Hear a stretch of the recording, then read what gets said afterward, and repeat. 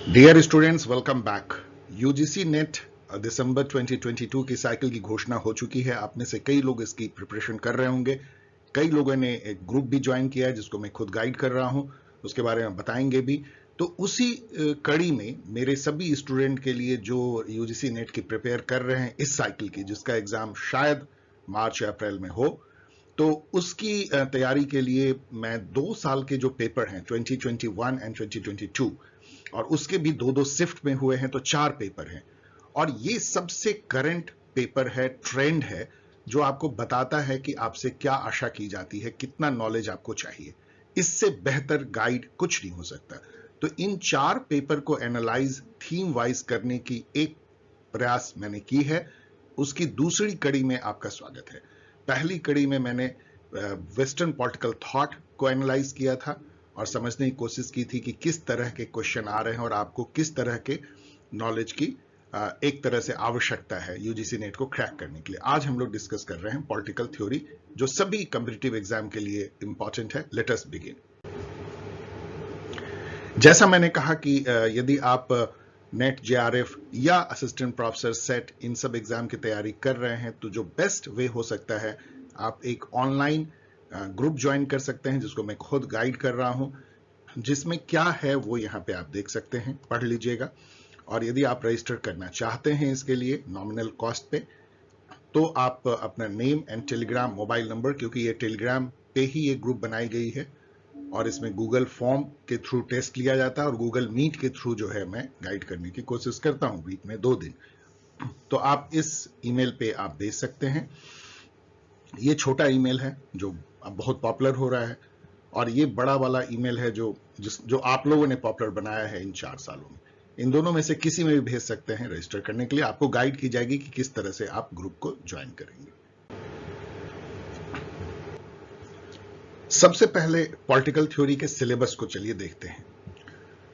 और जैसा मैं हमेशा कहता हूं कि सिलेबस से ही अपने प्रिपरेशन की शुरुआत करें डियर स्टूडेंट।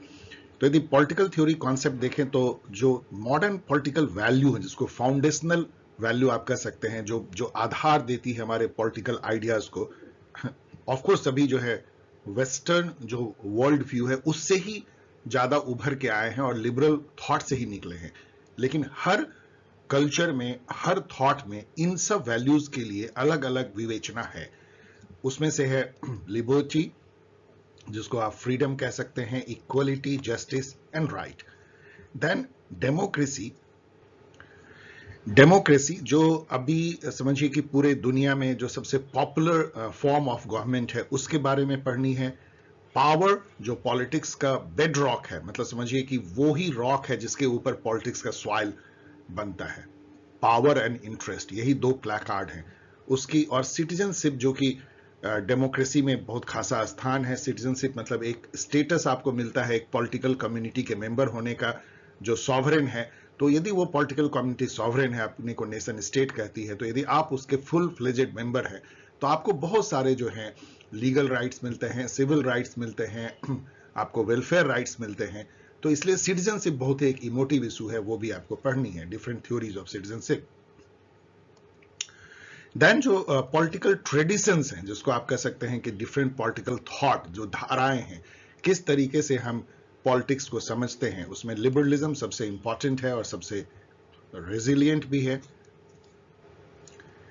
देन कंजर्वेटिज्म है, जो कि एक लिबरल की ही एक धारा है, लेकिन वो सोशियो कल्चरल एस्पेक्ट में काफी कंजर्वेटिव है। ट्रेडिशन और जो परंपरा चली आ रही है और समाज में जो रीति रिवाज है उसको बचाए रखने की जो एक बिलीफ है, उससे गाइडेड होते हैं। और कंजर्वेटिज्म जो है, जिसको आप लिबरल कंजर्वेटिज्म कह सकते हैं, वो अभी पॉलिटिकल यदि आप धारा देखें तो पूरे दुनिया में सबसे ज्यादा स्ट्रांग यही है। सबसे ज्यादा जगह पे जो शासन अभी कर रहे हैं वो लिबरल पॉलिटिकल कंजर्वेटिज्म है। मतलब जब मैं ऐसा कहता हूं तो आप कंफ्यूज मत होइएगा कि एक साथ लिबरल भी है और कैसे कंजर्वेटिव है, क्योंकि इकोनॉमिक डोमेन में कंजर्वेटिव जो लिबरल जो जो थॉट है वो काफी लिबरल है, लेकिन सोशियो कल्चरल एक्सपेक्ट में वो कंजर्वेटिव है। तो वो अभी सबसे, इवन इंडिया में भी आप देखिए तो जो बीजेपी है उसको आप लिबरल कंजर्वेटिव आइडियोलॉजी से गाइडेड मान सकते हैं। अमेरिका में जो रिपब्लिकन पार्टी हैं, क्रिश्चियन डेमोक्रेटिक पार्टी हैं, यूरोप में कई जगह, जर्मनी में अदर, और ब्रिटेन में कंजर्वेटिव पार्टी है। ये सब जो है बहुत सारे जगह जो है वो कंजर्वेटिव जो पॉलिटिकल पार्टी हैं वो ही अभी शासन कर रहे हैं। तो मतलब इकोनॉमिक में लिबरल, लेकिन सोशल या सोशियो कल्चरल एस्पेक्ट में कंजर्वेटिव। तो उसको आपको पढ़नी है। देन सोशलिज्म जो एक बहुत ही स्ट्रॉन्ग पॉलिटिकल आइडियोलॉजी के रूप में 20th सेंचुरी के शुरू में निकली। लेबर मूवमेंट, लेबर यूनियन और वर्किंग क्लास के हित को एक तरह से प्रमोट करने वाली कार्ल मार्क्स के आइडिया से प्रभावित, और उन्होंने जो है एक दुनिया को एक नया एक जो है पॉलिटिकल रास्ता दिखाया, जिसमें कि सोवियत रूस ने उसको अपना करके और फिर अपने पूरे एक उन्होंने ग्रुप बनाया जिसको सोशलिस्ट या कम्युनिस्ट कंट्री कहते हैं। और आज भी वो धारा बहुत स्ट्रांग, वैसे पॉलिटिकली अभी ये बहुत ही नीचे चली गई है। वर्ल्ड में केवल 5-6 जो हैं ट्रूली जो है सोशलिस्ट कंट्री रह गए हैं, लेकिन फिर भी ये जो थॉट है वो अभी भी लिबरलिज्म को एक तरीके से बैलेंस करती है, काउंटर बैलेंस। मार्क्सिज्म तो उसी से निकलती है, मार्क्सिज्म के थॉट से सोशलिज्म निकलती है। फेमिनिज्म तो फ्रिंज पे ही है, अभी भी एक क्रिटिकल थ्योरी है कि औरतें के नजरिए से पॉलिटिक्स क्या है, कैसा दिखता है, क्या समस्याएं और कैसा होना चाहिए, जो आधी पॉपुलेशन है, ह्यूमन पॉपुलेशन। ऑफ कोर्स ये दुनिया तो मर्दों की है, तो पॉलिटिक्स भी मर्दों की ही है, लेकिन औरतें जो है उसको कंटेंट करती हैं, काउंटर करती हैं, और वो एक नया जो है वो पर्सपेक्टिव देता है पॉलिटिक्स को समझने की, कि कैसे जो है इनको भी साथ लेना जरूरी है यदि हम रियली पॉलिटिक्स को ह्यूमन पॉलिटिक्स बनाना चाहते हैं। इकोलॉजिज्म जो है वो आपको पढ़नी है, ध्यान दीजिएगा। मैंने लाल से इसलिए दिया है कि ये कई आप लोग छोड़ देते हैं, इसमें शैलो और डीप है। मतलब इकोलॉजी और डेवलपमेंट, ह्यूमन एंड इन्वायरमेंट, इन दोनों में कैसे तारतम्य हो, कैसे एक तरह से दोनों साथ चले, इस पर जो है दो धाराएं इसकी है, थिक एंड थिन। यदि आप शैलो लेंगे तो उसमें डेवलपमेंट के साथ में इन्वायरमेंट को बचाना, सस्टेनेबल डेवलपमेंट आएगा। यदि डीप लेंगे तो मतलब बिल्कुल इन्वायरमेंट के कॉस्ट पे कुछ भी नहीं करना है, चाहे आपको डेवलपमेंट को कर्टेल करना हो, खत्म करना हो। मल्टीकल्चरलिज्म मतलब कि एक ही समाज में, एक ही राष्ट्र में कह लीजिए, यदि 10 तरह के डिफरेंट कल्चर के लोग रह रहे हों, जो अब अलग धर्म को मानते हैं, अलग वर्ल्ड व्यू है, अलग टाइप की लैंग्वेज है, तो उनको कैसे जो है एक धागे में पिरोया जाए, कैसे समाज में हार्मनी रहे, उस नेशन को कैसे गवर्न करना चाहिए, इस पर जो है थॉट मल्टीकल्चरलिज्म देता है, जो हम लोग के लिए बहुत इंपॉर्टेंट है इंडिया के पर्सपेक्टिव में। और पोस्ट मॉडर्निज्म जो है वो जो यूरोपियन मॉडर्निटी की जो कॉन्सेप्ट है, मॉडर्न साइंस हो, मॉडर्न आर्किटेक्चर हो, मॉडर्न पॉलिटिकल थॉट हो, उसको वो एक तरीके से रजिस्ट करते हैं, उसका एक अलग ही तरह से समझने की कोशिश करते हैं मॉडर्निटी को। मतलब जहां पे कि ये माना जाता है कि कोई ऑब्जेक्टिव ट्रूथ नहीं है, कोई ऐसा नहीं है कि आप सत्य की खोज कर लेंगे और वो सत्य हर काल, परिवेश, स्थान में एक जैसा रहे। वो जो है कंटिंजेंट होता है। ट्रूथ जो है वो एक कई बार तो सोशली कंस्ट्रक्ट किया जाता है, फ्रेम किया जाता है, और ट्रूथ जो है वो जो सब्जेक्ट होता है, जो उसको फ्रेम कर रहा होता है, उसके नजरिए का प्रतिफल है, ना कि कोई गिवन है। तो इस टाइप की जो सोच है वो पोस्ट मॉडर्निस्ट है, जिसमें आप डेरिडा एंड फूको इन सबको याद कर सकते हैं। तो ये भी आपको पढ़नी है। इतना डिटेल में मैंने आपको इसलिए बताया कि ऑलवेज आप सिलेबस को 10 बार 15 बार पढ़ें, तब आपको समझ में आएगा, और एक एक गैप फिल कर ले उससे रिलेटेड। अब आइए हम लोग बहुत तेजी से 2021 के पेपर शिफ्ट 1 को देखते हैं। What are the central belief in conservatism. मैंने जो अभी आपको बताया कंजर्वेटिज्म आपके सिलेबस में है, तो उसकी सेंट्रल बिलीफ क्या है कि ट्रेडिशन को वो वैल्यू देते हैं, हिरार्की एंड ऑथोरिटी को भी वो वैल्यू देंगे, ये मानते हैं समाज में हिरार्की है, ऑथोरिटी है। सोशल डार्विनिज्म, अब यहां पे देखिए, मैं हमेशा कहता हूं कि आप चलिए ऑप्शन से, ऑप्शन केवल 2 ही सही बता रहे हैं, आपको 2 मिल गए हैं, तो इसको आप आंख मूंद के भी क्रॉस कर सकते हैं। ए और बी, ये दोनों नहीं है उसके थॉट में। सोशल डार्विनिज्म आप नेट पे जाके पढ़ लीजिएगा क्या है। तो ए एंड बी, मतलब एक लाइन में कहें सोशल डार्विनिज्म, तो हार्बर्ट स्पेंसर का एक तरह का थॉट है कि जिस तरह से survival of the fittest Darwin कहते हैं ह्यूमन के केस में कि नेचुरल सिलेक्शन होता है, उसी तरह जो ह्यूमन सिविलाइजेशन है या ह्यूमैनिटी है, उसमें जो डिफरेंट जो कल्चर है उसमें भी जो फिटेस्ट कल्चर है, फिटेस्ट सिविलाइजेशन है, वही प्रोग्रेस करेगा। सर्वाइवल ऑफ द फिटेस्ट यहां पे आ जाती है, सोशल सिलेक्शन कह सकते हैं।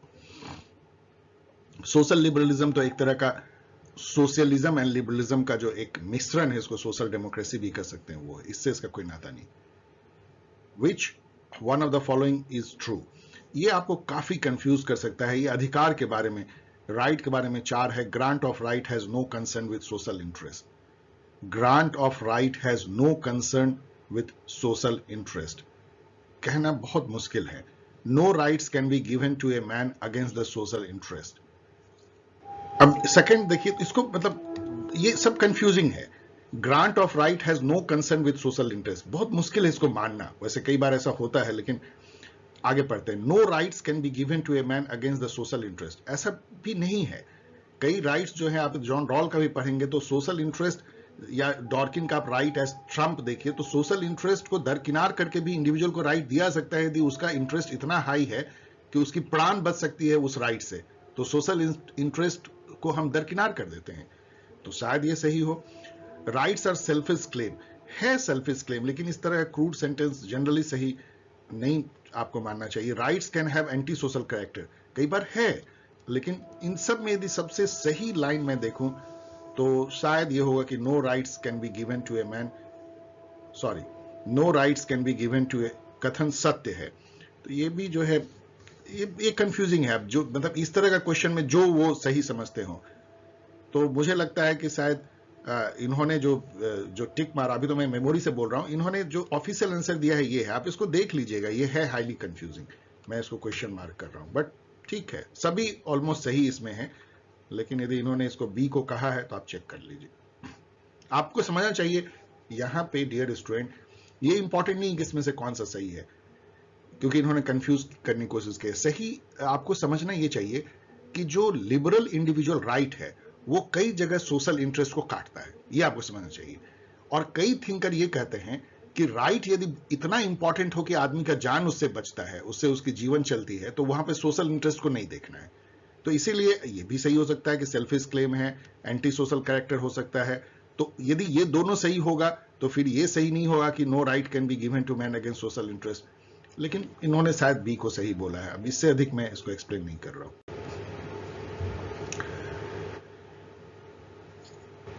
इस क्वेश्चन में एक प्रॉब्लम, अगेन मुझे लग रहा है यहां पे कुछ कंफ्यूजन उन्होंने किया है, इसका आंसर भी गलत हो सकता है। देखिए, ये जो फेमिनिस्ट मूवमेंट की जो अलग अलग मतलब इवेंट है, उसको क्रोनोलॉजिकली अरेंज करना है, आइडियोलॉजिकल फोकस कर सकते हैं।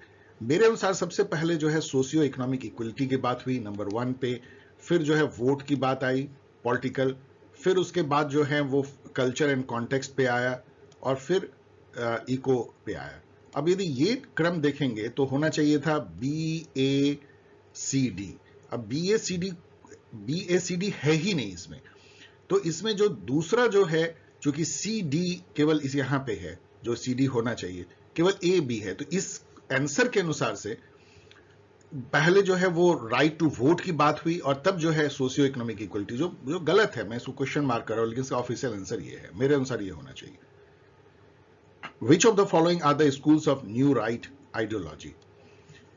देखिए, न्यू राइट, न्यू लेफ्ट, ये सब जो है टर्म दी जाती है। राइट मतलब क्या हुआ, कंजर्वेटिव, और लेफ्ट जो है वो ज्यादा सोशलिस्ट। दोनों एक तरह से लिबरल की ही धारा है। राइट यदि आप देखेंगे तो लिबर्टेरियन थॉट जो है, जो काफी इंडिविजुअलिस्ट हो जाती है, प्राइवेट प्रॉपर्टी को एकदम सैक्रोसैंक्ट मानते हैं, टैक्सेस को बिल्कुल कम होनी चाहिए, सरकार को बिल्कुल जो है प्रॉपर्टी और डिस्ट्रीब्यूटिव जस्टिस इन सब के बारे में नहीं सोचना चाहिए, जो पैटर्न है समाज में इनकम वेल्थ का उसको डिस्टर्ब नहीं करना चाहिए। तो ये सब न्यू राइट आइडियोलॉजी है। इसमें यदि आप देखेंगे तो ऑस्ट्रिया, जो वियना में जो स्कूल ऑफ थॉट है, वो भी न्यू राइट की तरफ जाता है, और शिकागो स्कूल, जो शिकागो यूनिवर्सिटी के जो प्रोफेसर हैं, ये दोनों जो है न्यू राइट को के प्रोपोनेंट्स हैं। कई फ्रैंकफर्ट स्कूल जो है वो जर्मनी में है, जो क्रिटिकल थिंकर्स इसके मेंबर हैं। न्यूयॉर्क स्कूल के बारे में तो आप और पता नहीं, पढ़ लीजिए, ऐसा कुछ खास नहीं है। तो यहां पे यदि आप देखेंगे तो ये दो आपको चूंकि चुनना है, ऑलवेज आप ऑप्शन से चलिए, तो ऑस्ट्रियन एंड शिकागो को चुन लीजिए। यहां पे मैंने जो दिया है इसको पढ़ लीजिएगा कि ऑस्ट्रियन स्कूल के जो कौन कौन प्रोपोनेंट मतलब मेन थिंकर हैं। आप यहाँ फेडरिक हयाक को देख सकते हैं, माइसेस को देख सकते हैं, ये सब बहुत ही इंपॉर्टेंट है। और शिकागो स्कूल तो इतना इंपॉर्टेंट है कि इसके जो 3 Milton Friedman, George Stigler, Robert Nozick, ये सब हर एग्जाम में आपको शिकागो स्कूल के ये थिंकर दिखेंगे लिबर्टेरियन। लेकिन जो ऑस्ट्रियन स्कूल के केवल फेडरिक हयाक ज्यादा दिखते हैं, वैसे इन सबको भी आपको जानना चाहिए। अब यहाँ पे जब मैच करने के लिए आप आएंगे तो आप बहुत कंफ्यूज होंगे, क्योंकि ये सब बहुत इंपॉर्टेंट नहीं है जो आपको याद रहेगा। लेकिन सुजान मिलर ओकिन आपकी जान बचा लेता है, क्योंकि उन्होंने जो बुक लिखा है जस्टिस, जेंडर एंड फैमिली, ये आपको जरूर जानना चाहिए, जरूर।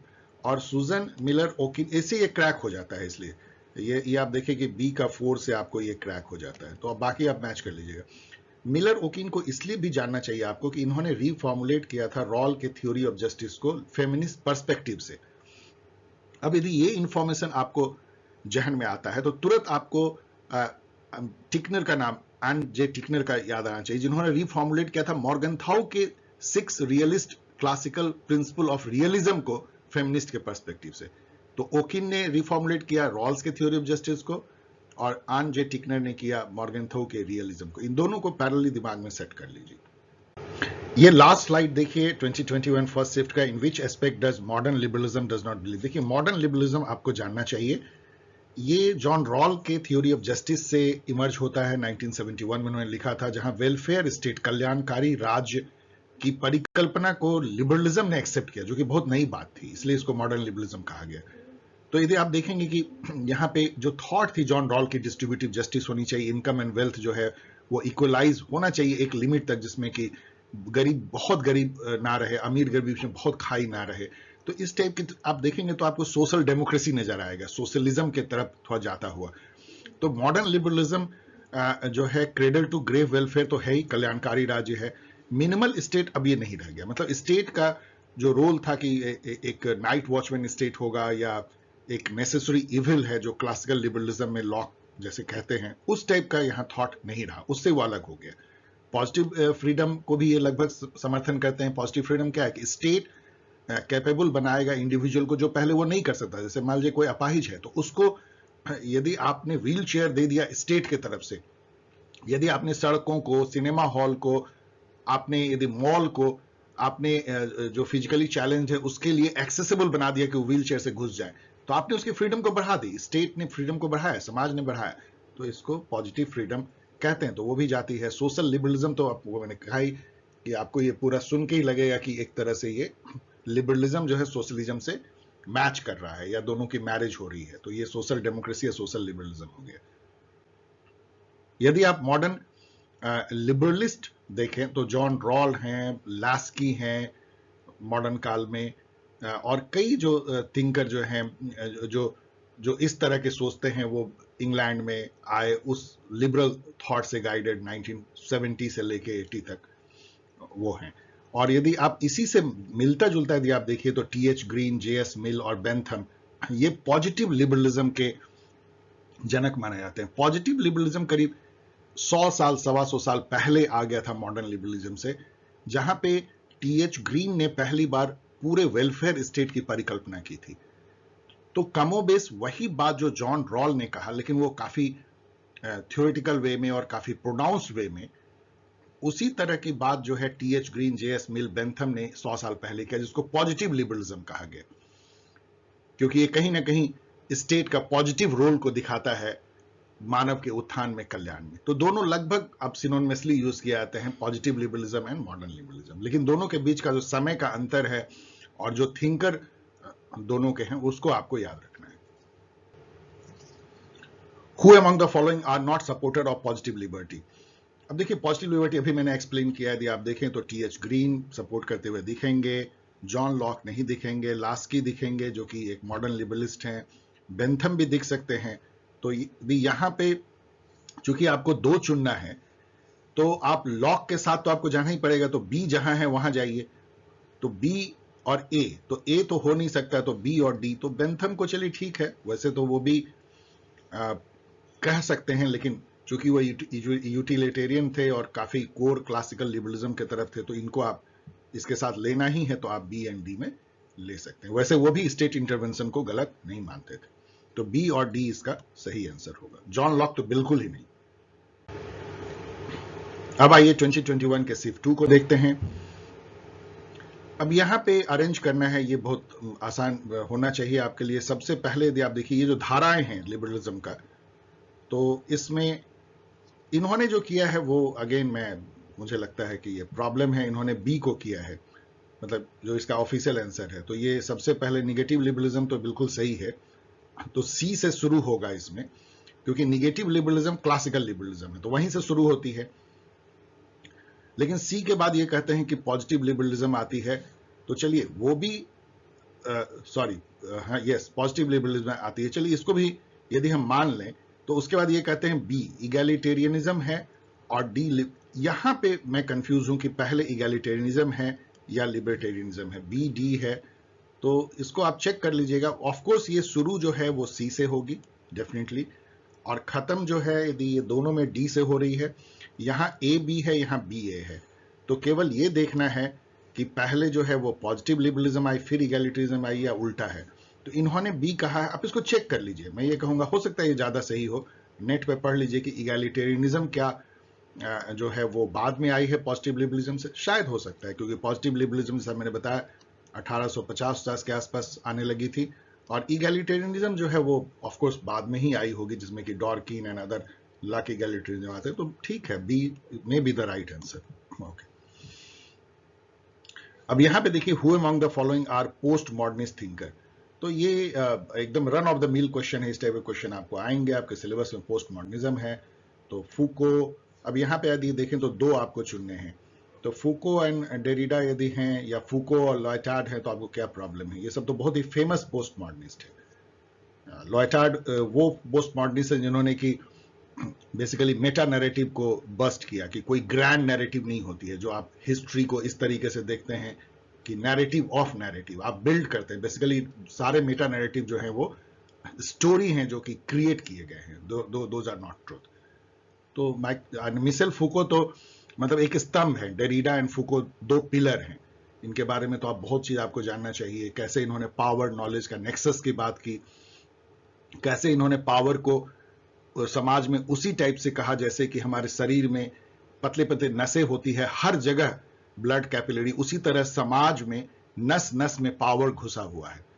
और इन्होंने पावर को उस तरीके से देखा कि पावर गवर्नेबिलिटी है, मतलब कैसे एक स्टेट जो है या गवर्नमेंट जो है वो जनता को गवर्नेबल बनाती है, वो पावर का रूप दिखता है। पावर मतलब कि नॉर्मलाइजेशन है, आपको कैसे एक रास्ते पे एक सिटीजन बनाया जाता है या सब्जेक्ट बनाया जाता है, ये पावर। कई कई चीजें आप पढ़ सकते हैं। अब यहां पे चूंकि लेवी स्ट्रॉस का नाम है, तो क्यों ना जान लीजिए कि क्लॉड लेवी स्ट्रॉस जो हैं वो स्ट्रक्चरल एंथ्रोपोलॉजी के एक तरह से पितामह हैं। इनके बारे में पढ़ लीजिएगा, क्या है स्ट्रक्चरलिज्म।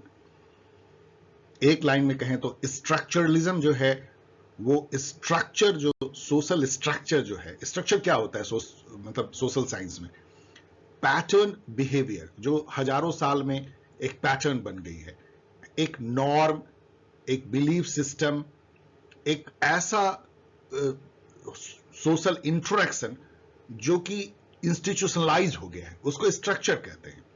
उसमें जो है आपके फैमिली भी आते हैं, मैरिज आता है, किनशिप आता है, सिविल सोसाइटी आती है, आपका यूनिवर्सिटी आता है, ऑर्गेनाइजेशन आता है, ब्यूरोक्रेसी आती है, सभी सोशल स्ट्रक्चर है। कास्ट सिस्टम है, ये सब जो है सोशल स्ट्रक्चर है। तो इन सोशल स्ट्रक्चर और उसमें जो इंटरेक्शन होता है इंडिविजुअल और के एजेंसी का और स्ट्रक्चर का, ये सब जो पैटर्न बिहेवियर है, उसके थ्रू समझने की कोशिश पॉलिटिकल फिनोमेना को स्ट्रक्चरलिज्म है। तो क्लाउड लेवी स्ट्रॉस जो है इसके बहुत बड़े प्रोपोनेंट रहे हैं, एंथ्रोपोलॉजी में उन्होंने इसको यूज किया है।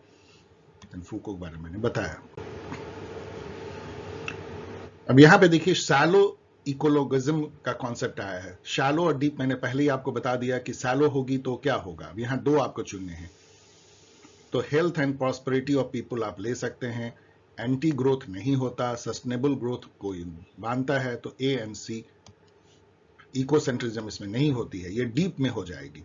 एंटी ग्रोथ एंड इकोसेंट्रिज्म जो है वो डीप इकोलॉजिस्ट उसमें बिलीव करेंगे।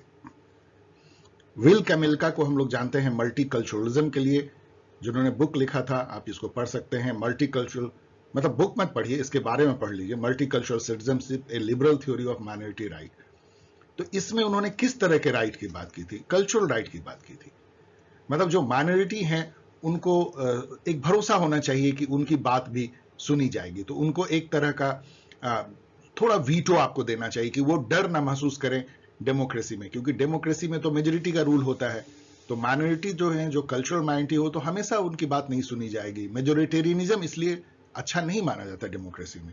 ये अच्छी बात नहीं है कि यदि 90 आदमी मान लीजिए एक धर्म को मानते हैं, 10 आदमी अलग धर्म को, या एक लैंग्वेज को अलग लैंग्वेज को, एक कल्चर को अलग कल्चर को, और यदि वोटिंग होगी तो ऑलवेज 90 लोग जिसको चाहेंगे वही शासक बनेगा, तो वही कानून बनाएंगे, वही सारे रूल रेगुलेशन, तो फिर 10 लोग कहां जाएंगे?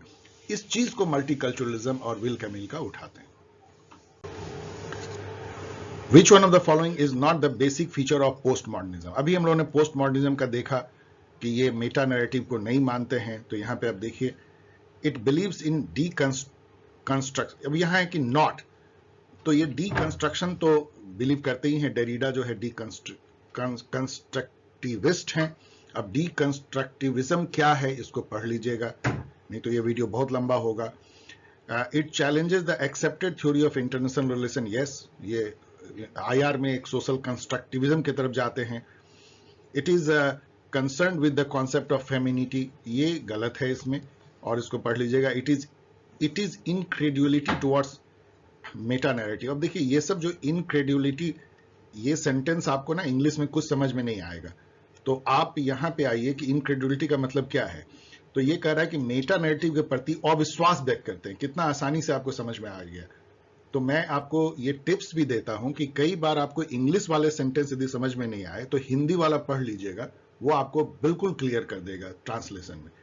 तो आपने देखा कि लोएटार्ट ने कैसे मेटा नैरेटिव को एक तरह से बस्ट किया, तो ये भी सही है। तो ये इसमें से गलत लगता है, बाकी सब सही है। अब आइए 2022 के शिफ्ट 1 को तेजी से देखते हैं। अब ये जो है, अब ये सब जो लाइन है कि किसने सोशलिज्म को एक कैमेलियन कह दिया, मतलब गिरगिट की तरह रंग बदलने वाला, which changes coloured according to environment, तो ये सब बस आपको जानना है। मतलब ये रैमसे मुइर ने कहा है, तो यहां पे मैंने उनका पूरा जो लाइन है वो दिया है, उसको पढ़ लीजिएगा। रैमसे मुइर के कई कोट जो है पूछे जाते हैं। इसके अलावा जो जीएम जोड ने भी सोशलिज्म के बारे में कहा था कि वो इस तरह की टोपी है जो जिसको अपने सर पे कोई भी लगा लेता है तो उसको अलग शेप देता है, उस टाइप की बात भी कही गई है। तो इसका आंसर तो ये हो गया। सिविल सोसाइटी आपको यहां पहचानना है। सिविल सोसाइटी क्या होता है? जो स्टेट नहीं है, जो मार्केट नहीं है, बाकी जो भी बचा एक समाज में, वो सिविल सोसाइटी है, स्टेट, गवर्नमेंट और मार्केट को छोड़ के। तो इसमें देखिए कह रहा है कि कौन कौन सा इसमें आएगा। तो ए आएगा, ऑनलाइन ग्रुप आएगा, रिलीजियस लीडर आएगा, केवल ये नहीं आएगा। तो ABC इसमें आ जाएगा। किसने लिखा है black skin white mask? The great French Fanon, post colonialist, सबसे बड़े थिंकर, जिन्होंने ये भी लिखा था the wretched of the Earth, black skin white mask and dying colonialism. इनके बारे में आपको पढ़ना चाहिए, ये आपके वेस्टर्न पॉलिटिकल थॉट में भी हैं। तो French Fanon. Which is not an essential condition of democracy. इसका मतलब है कि डेमोक्रेसी इसके बगैर नहीं चल सकती। तो डेमोक्रेसी लिबर्टी के बगैर नहीं चल सकती, इक्वलिटी भी उसकी बहुत बड़ी कोर है, इंडिपेंडेंस ऑफ जुडिशरी के बगैर भी नहीं चल पाएगी, लेकिन कमिटेड जुडिशरी तो होना ही नहीं चाहिए। कमिटेड जुडिशरी का मतलब क्या होता है कि जुडिशरी उस समय की सरकार की पिछलग्गू हो जाए, जैसे इंदिरा गांधी ने इमरजेंसी के दौरान करने की कोशिश की थी कि जो सरकार चाहे वही जुडिशरी करे, तो उसकी इंडिपेंडेंस जो है वो ध्वस्त हो गई। और यदि इंडिपेंडेंस खत्म हो गई तो डेमोक्रेसी भी खत्म हो जाएगी, जुडिशरी की इंडिपेंडेंस भी खत्म हुई, क्योंकि जुडिशरी ही डेमोक्रेसी में कॉन्स्टिट्यूशन का रखवाला होता है, और कॉन्स्टिट्यूशन ही वो बेसिक लॉ होता है जो समाज में सबको अधिकार देता है। तो इसलिए ये बहुत इंपॉर्टेंट है कि इंडिपेंडेंस ऑफ जुडिशरी जो है वो बरकरार रहे डेमोक्रेसी को बचाने के लिए। Who among the following coined the term ecology? ये सब तो बहुत ही आप जानते हैं तो जानते हैं, और ये सब आसान भी है, ये सब जानना भी चाहिए, क्योंकि आपको इकोलॉजिज्म पढ़ना है तो आप कैसे नहीं जानेंगे कि किसने इकोलॉजी को क्वाइन किया है। तो अर्नेस्ट हैकल, इनके बारे में थोड़ा बहुत 2 लाइन पढ़ भी लीजिए तो आपको ब्रेन में आसानी रहेगी इसको याद रखने में। अब यहाँ पे जो ये है, ये एकदम run of the mill question है कि आपको कुछ फेमिनिस्ट दिए जाएंगे, उसके बुक दिए जाएंगे, तो एटलीस्ट 15-20 फेमिनिस्ट उसके बुक को याद कर लीजिए, आपका काम हो जाएगा। यहाँ मैंने काफी और दे दिया है, सबको पढ़ लीजिएगा। यहाँ यदि आप मैच करें तो जो जो गलत है, क्योंकि यहाँ मैंने दे दिया है आपको, सेकंड सेक्स जो है ये गलत है, क्योंकि सेकंड सेक्स जो है सिमोन डे beauvoir का है, आप देख सकते हैं, तो इसलिए ये गलत हो गया। तो यदि बी गलत हो गया तो बी गलत हो गया, बी गलत हो गया, तो एक ही आपको सही बचता है, ए सी। ये इलिमिनेशन टेक्निक कहते हैं इसको। तो ए और सी, बाकी दोनों गलत है। डायलेक्टिक ऑफ सेक्स देखेंगे तो आप यहाँ सुलामित फायरस्टोन का है, ये गलत है। और sexual politics and feminist mistake, ये दोनों सही है। मतलब जानना चाहिए आपको, ये सबको पढ़ लीजिएगा। और भी कुछ 8 तो यहां मिल गया आपको, और 8-10 देख लीजिए। अब फाइनली दी 2022 के सेकंड शिफ्ट को देखते हैं। विच of the following function should state perform in the view of individualist writer. तो इंडिविजुअलिज्म जो है वो समझिए कि अगेन एक कोर है जिसपे कि लिबरलिज्म बेस्ड है। इंडिविजुअलिज्म कहें तो क्या है कि एक इंडिविजुअल जो है वो ऑटोनोमस है, वो सुप्रीम है, वो एंड अपने आप में है, और उसी के नजरिए से जो है हम सोशल फिनोमेना को समझना चाहिए। इंडिविजुअल के मोटिव, बिहेवियर, उसके एक्शन, वो हमारा जो है बेसिस होना चाहिए समझने का ह्यूमन सोशल अरेंजमेंट को, पॉलिटिक्स को। तो यदि आप देखें इसमें, तो ये कंफ्यूजिंग इसलिए है कि इसका ऑफिशियल आंसर ACD है कि कौन सा स्टेट को करना चाहिए, तो कौन नहीं करना चाहिए। तो इसके अनुसार से, इस आंसर के अनुसार से, प्रॉपर्टी के लिए रूल नहीं बनाना चाहिए।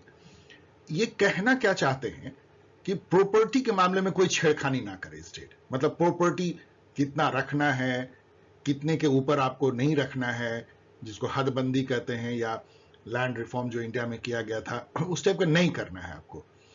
लैंड सीलिंग है तो ठीक है, तो इसको हटा के बाकी सब है।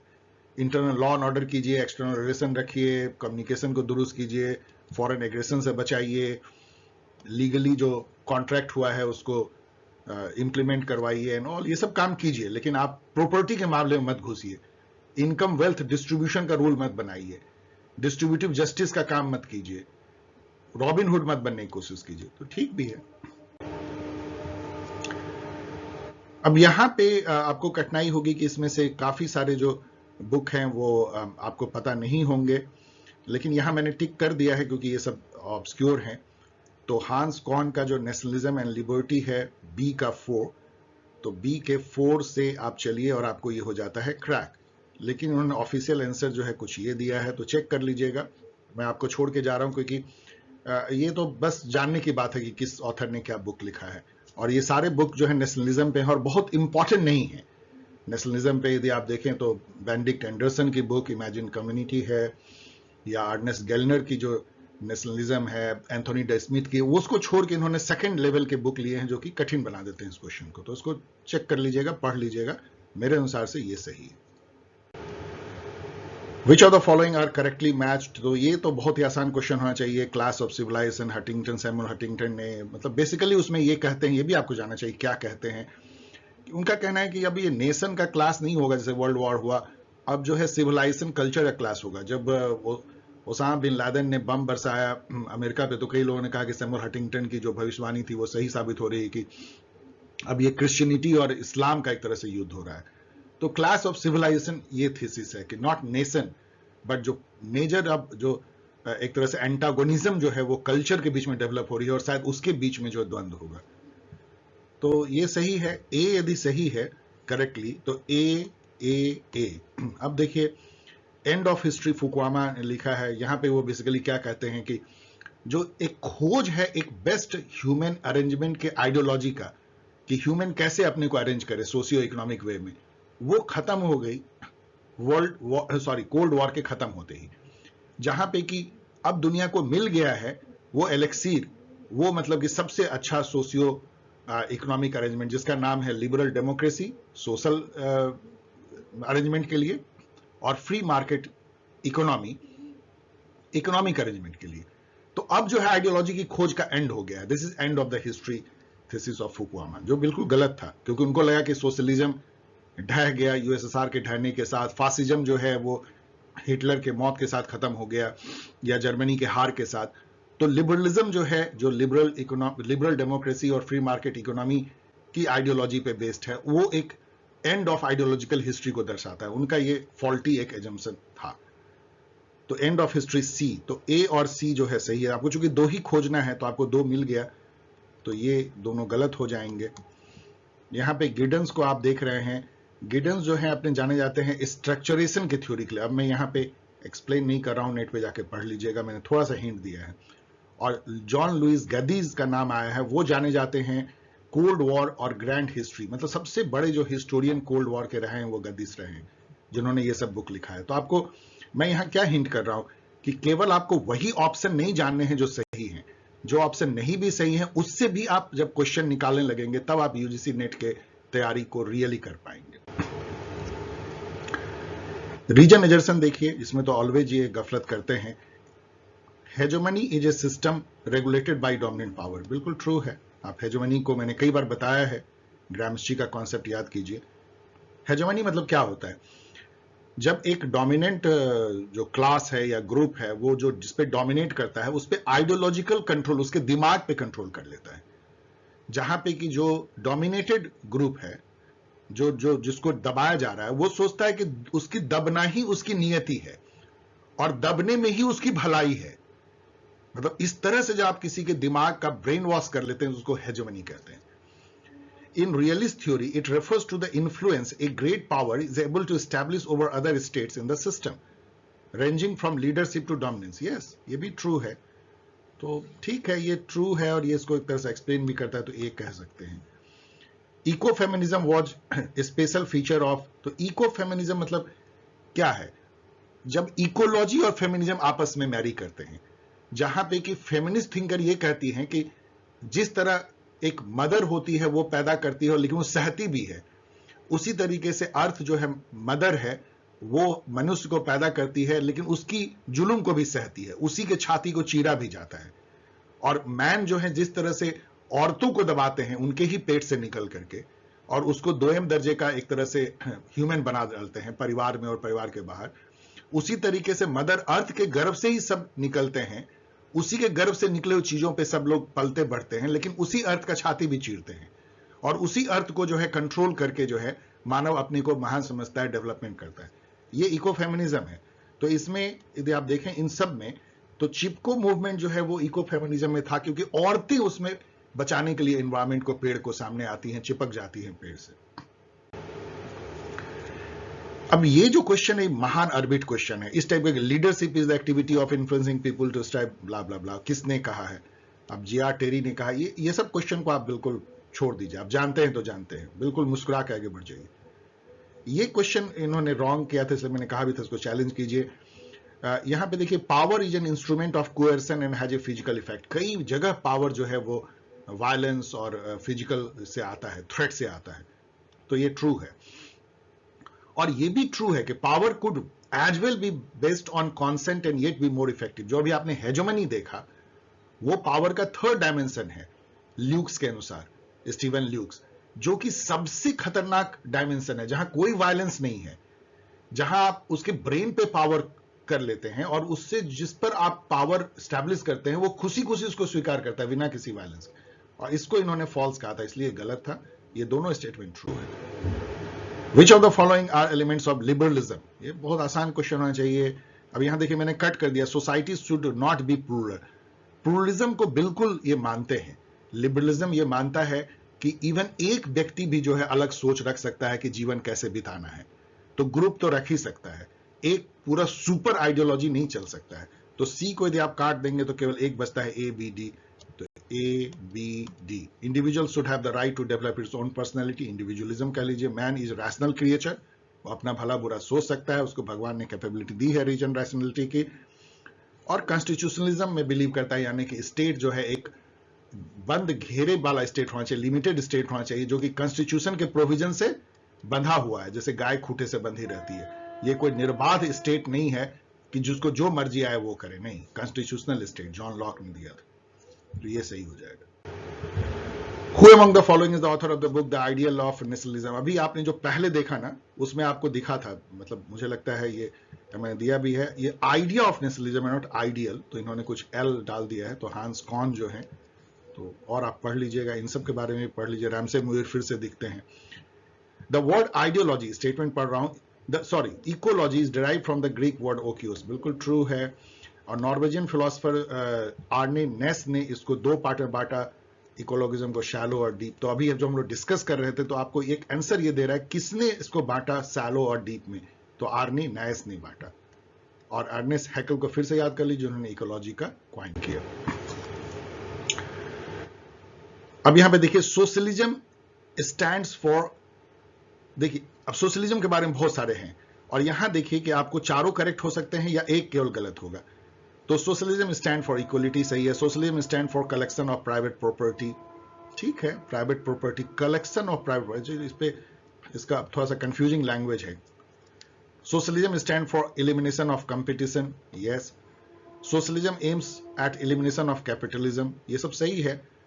तो मुझे लगता है कि बी परहैप्स सही नहीं दी। Socialism stand for collection of private property, मतलब प्राइवेट प्रॉपर्टी को तो ये नहीं मानते हैं, तो ए सी डी बेटर होगा। Who among the following coined the term ecofeminism? ये भी आपको बस याद कर लीजिए, अभी इकोलॉजी आपने देखा, अब इकोफेमिनिज्म देखा, फ्रांकोआ डा एबॉन, जैसे भी इसको प्रोनाउंस कीजिए, फ्रेंच है, बहुत सारे शब्द खा जाते हैं लेटर, बस याद कर लीजिए। Very very popular question. Which theory of right claim that right are ineligible, मतलब चलिए तो लंबा चौड़ा है, ये थ्योरी ऑफ नेचुरल राइट को बताता है कि मतलब एक इंडिविजुअल का जो राइट है वो नेचर से आता है, और वो स्टेट और सोसाइटी के पहले है, कोई स्टेट सोसाइटी उसको छीन नहीं सकता है। Theory of natural right, John Locke, liberalism उसमें बिलीव करता है, और इसी नेचुरल राइट को जेरेमी बेंथम ने नॉनसेंस बिल्ट ऑन स्टिल्ट कहा था, ये भी याद कर लीजिए, वो लीगल राइट के समर्थक थे। पोस्ट मॉडर्निज्म फिर से घूम के आता है यहाँ पे देखिए, तीन सही हैं, सॉरी दो सही हैं या पूरे सही हैं। तो post modernism is a reaction against traditionalism, no, ये मॉडर्निज्म के अगेंस्ट रिएक्शन था, ना कि ट्रेडिशनलिज्म के अगेंस्ट में। तो ए को काट दीजिए, ए को काट दीजिए, तो इन दोनों में आप देखेंगे तो सी कॉमन है, तो सी को पहले ही आप सही मान लीजिए। अब बी और डी में देखते हैं। Post modernism recognises pluralism, yes, तो आपको बी मिल गया, तो बी और सी हो जाएगा। तो post modernism criticises local narrative, no, वो लोकल नैरेटिव को कभी क्रिटिसाइज नहीं करते हैं। लोकल नैरेटिव मतलब क्या है कि अलग अलग क्षेत्र में, अलग अलग विलेज में, कल्चर में अलग अलग स्टोरीज बनते हैं हिस्ट्री को लेके कि क्या हुआ था। अब आप इंडिया में देखिए तो बिहार में किस तरह से लोकल हिस्ट्री इंडिया के बारे में सोचा जाता है, और तमिलनाडु में सब अलग है। वो नकारते क्या है कि पूरे इंडिया का हम एक ग्रैंड नैरेटिव सोचें कि पूरा इंडिया ऐसा सोच रखता था, तो उसको वो नकार देते हैं। The word what does the idea of positive liberty means? ये मैंने आपको जस्ट अभी एक्सप्लेन किया, जो यहाँ लिखा गया है, the state has the right to intervene in the hope of making people's life more fulfilling। जब स्टेट आगे बढ़ के, जैसे अभी देखिए स्टेट मान लीजिए फ्री राशन दे रहा है, फिर बिजली दे रहा है, फिर बस राइड दे रहा है, इन सब से लोगों की the quality of life improve करती है, तो पॉजिटिव लिबरलिज्म। बाकी इसमें नहीं है, पढ़ लीजिएगा। इसमें से किसने ये कहा कि liberal democracy as a political apparatus would ensure the accountability of the governor to the governed? ये मुझे लगता है कि जेरेमी बेंथम ने कहा था। अब इसको चेक कर लीजिएगा, वैसे इन्होंने जो दिया है वो मेरे हिसाब से सही है, लेकिन इसको नेट पे और जाकर के पढ़ लीजिएगा। मैंने बस मान लिया है कि इन्होंने जो कहा है वो सही है, और लगता भी है। Which of the following principles are correct with regard to liberal democracy? Liberal democracy की आप अच्छी तरह जान सकते हैं। इसमें देखिए तो एक ही गलत आपको मिलेगा कि सुटेबल फॉर सोशलिज्म, ऐसा कभी हो सकता है क्या? यदि आपको सी मिल गया गलत तो आप हटा दीजिए, तो ए बी डी पढ़ लीजिएगा, वही है। जरा government by consent, yes, public accountability होनी चाहिए, कॉन्स्टिट्यूशनल गवर्नमेंट होना चाहिए, तो ये तीन तो सही दिखते ही हैं। So okay dear student, thanks for watching. और यदि आप ज्वाइन करना चाहते हैं नेट जेआरएफ जो दिसंबर 2022 साइकिल, तो अभी जस्ट शुरू ही हुआ है, और अभी आपको कोई इसमें एक बात ध्यान रखिए कि कोई भी देर से ज्वाइन करने पे किसी को कोई नुकसान नहीं, क्योंकि सारे जो टेस्ट पेपर हैं वो गूगल फॉर्म पे भी अवेलेबल हैं, आप उसको खेल सकते हैं, और पीडीएफ फॉर्म भी वहां पे अपलोडेड है, आप उसको देख सकते हैं। तो कभी भी आप इसको ज्वाइन कर सकते हैं इस 3 महीने के दौरान, आपको कोई लॉस नहीं होगा। तो आप अभी भी ज्वाइन कीजिए। यदि आप ज्वाइन करना चाहते हैं तो तो अपना name and Telegram mobile number इस 2 मेल आईडी पे लिखिए, आपको बताया जाएगा at a very nominal cost. और इस तरीके से आप मुझसे क्वेश्चन पूछ सकते हैं। मैं हमेशा कोशिश करता हूं कि आपके मेल का जवाब दूं या आपके ट्विटर का भी जवाब दूं। ट्विटर पे थोड़े मैं देर से जाता हूं, लेकिन मेल में रोज चेक करता हूं कई बार। तो आप लिखें और कोशिश करेंगे कि सारे थीम को बिफोर मार्च एक एक करके डिस्कस करें। तो तब तक के लिए इस सीरीज में विदा, बाय।